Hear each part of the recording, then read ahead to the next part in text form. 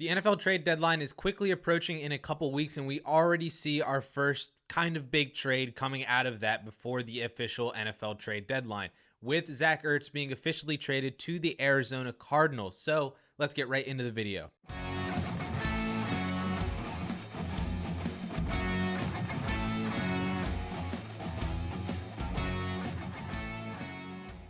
As I mentioned, the first big trade coming out of the NFL trade deadline being in a couple weeks was Zach Ertz being traded to the Arizona Cardinals just this morning for a cornerback and a 5th round pick. So this is very interesting for fantasy football. And obviously the major impact is the ascension of Dallas Goedart, the other Eagles tight end that we have all been waiting for to take that next step for what feels like years now, because Ertz has been a thorn in Goddard's breakout potential for, like I said, 2 years, including the start of this year even as well, because their stat lines up until last night when Dallas Goedart didn't play because he was on the COVID list and Zach Ertz was the only tight end available, their stat lines were basically identical across the board up until last night, being separated by only a couple targets, 1 reception, 60 receiving yards, and 1 total touchdown. But now this is Goddard's team. It's his role. It's his tight end 1 starting position on that team, and nobody else is there to take that away from him. So this is all Dallas Goedart for the Philadelphia Eagles. And if you were to combine Dallas Goedart and Zach Ertz's stats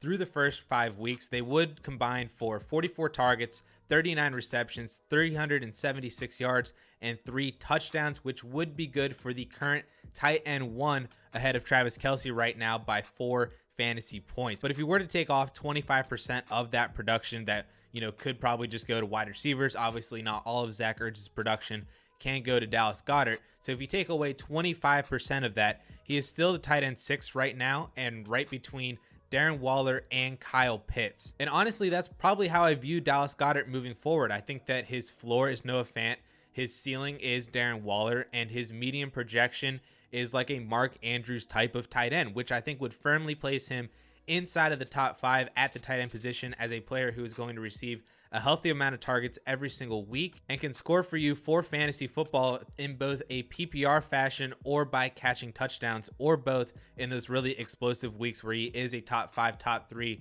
fantasy tight end. Of course, this is also a positive for DeVonta Smith and the other wide receivers on the Philadelphia Eagles, using the vacated targets argument with Zach Ertz leaving. That possibly fills more targets going to all the other positions, and like I said, not just going all to Dallas Goedart.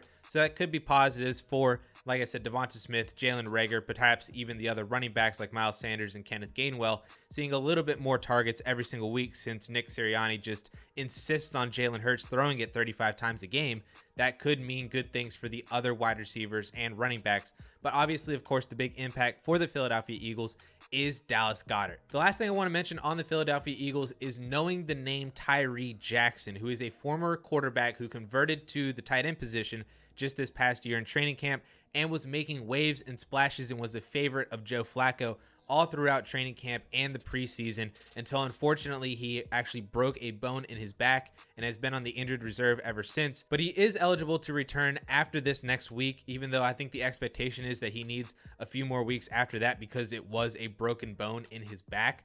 But Tyree Jackson is very interesting. He's a 2019 undrafted free agent who is a quarterback at Buffalo and then actually played for the DC Defenders in the XFL League last spring before signing with the Philadelphia Eagles and then converting to the tight end position over this last summer. And what makes him really intriguing is the fact that this dude is 6'7", 250 pounds, and runs a 4.59 40-yard dash, which is absolutely insane, especially at the tight end position. And that's what makes him super interesting for me, because the Philadelphia Eagles love to run that 12 personnel. They love to have Zach Ertz and Dallas Goedart out there at the same time. So it could be possible that when Tyree Jackson returns, because of the waves and the splashes that he was making in training camp, can he quickly ascend the depth chart for the Philadelphia Eagles to eventually being the tight end 2 to Dallas Goedart and seeing actual meaningful snaps on the field? And with that huge size speed combination in his huge frame, could he actually become somewhat relevant for fantasy football? And you can probably get him for free off your waiver wires right now. You probably don't even need to spend anything, because you might be able to just pick him up right now if you are in really deep leagues and just stash him and see what happens whenever he comes back from the injured reserve here in a few weeks, possibly at the beginning of November or sometime around Thanksgiving. But then on the flip side, there is the Arizona Cardinals side of this, who are receiving Zach Ertz, and this very much fills the void that they had with Max Williams, who was looking like he had a pretty solid start to the season, a really fantastic season for him personally, until he actually suffered a knee injury last Sunday that ended his season. But Max Williams did have 2 games where he had 5+ targets and receptions, 60 or more receiving yards, and double-digit fantasy points 2 out of the first 5 games of the season. He had that type of stat line. So it's pretty solid, and that is the role that Zach Ertz will slide into here. But obviously, it will be tough to continue to predict who is going to receive the best fantasy point production any given week for the Arizona Cardinals, just because of the number of weapons that they have and how Kyler Murray likes to spread that ball around between obviously DeAndre Hopkins, but then Christian Kirk, AJ Green, Rondale Moore, Chase Edmonds out of the backfield. And now you have Zach Ertz being thrown in as another target to replace Max Williams, who is already receiving a pretty solid target share as well. So this doesn't really change anything for me, in my opinion, on how I view Zach Ertz. He was going from a team where he was seeing already a solid 5 or 6 targets per game and kind of doing his own thing and maybe finding the end zone for a really, really good fantasy day. And I think that that's pretty much the same thing that we're going to see here from the Arizona Cardinals and how they utilize him and how his fantasy point production is going to come with the Arizona Cardinals.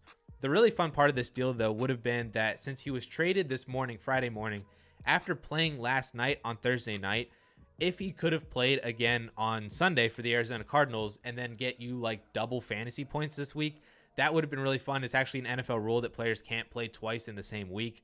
But the thought of that and just that situation playing out was really fun and really interesting to me. And it would just have been total pandemonium for anybody who actually started Zach Ertz last night, who did pretty well for fantasy football, caught a touchdown, 4 of the receptions, did very well. But then could he have possibly played again on Sunday and finished as the tight end one with 20+ fantasy points because he played twice and got twice as many stats as everybody else? That would have been really fun for me. I think that would have been pretty interesting. But like I said, this doesn't really change anything on my view of Zach Ertz for the season, but that doesn't mean that he's not a great player to have if you are competing, because he is going to have spike weeks at the tight end position, a very important position that a lot of you guys might actually need. And he's in a great offense like the Arizona Cardinals. So if you are competing, it's definitely not the worst thing to have Zach Ertz on your roster. And he is very cheap as a very cheap veteran. And if you would like to see a video on other cheap veterans to acquire if you are competing who are doing really well right now, you can click right up here and watch that video. And with that all being said, guys, thank you all so much for watching. We'll catch y'all later.